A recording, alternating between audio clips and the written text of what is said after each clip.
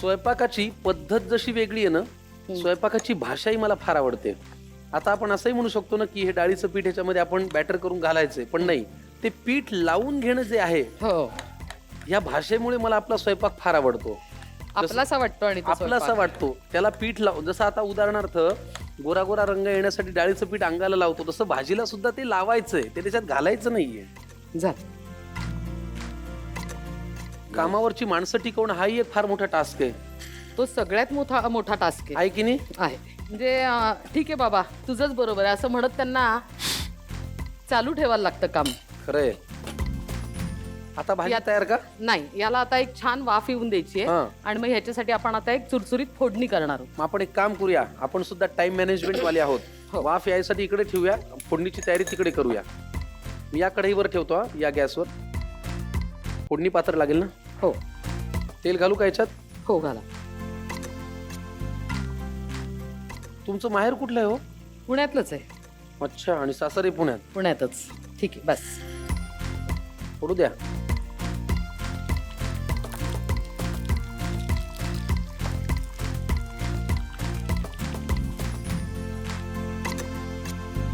लाल मिरची पण घालायची का? हो, लाल मिरची आधी घातली तर ती जरा जळते म्हणून नंतर घालायची.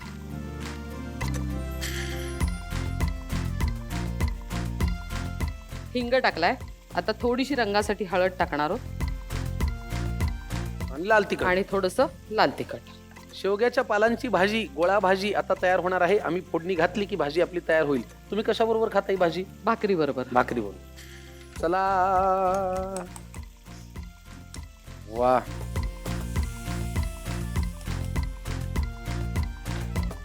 काय तो रंग, काय ती भाजी.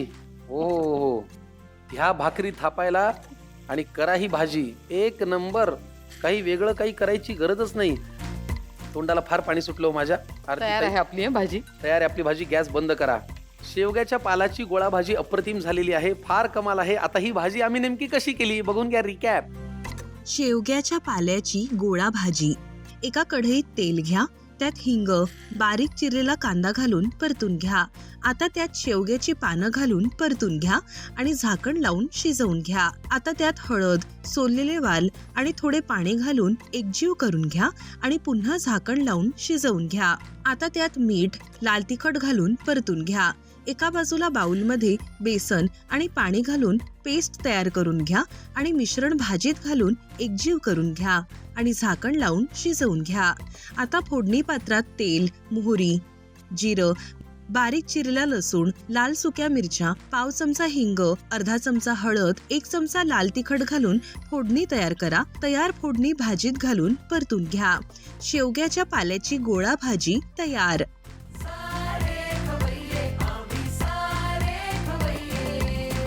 पण तुम्हाला हिरवा रंग आवडतो हे तुम्ही पुन्हा एकदा सिद्ध केलं.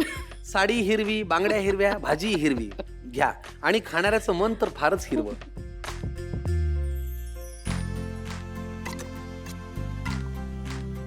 अप्रतिम, दुसरा शब्द नाही. त्याच्यामध्ये जो तो वाल असा दाताखाली येतोय, ओ हो हो, क्या बात.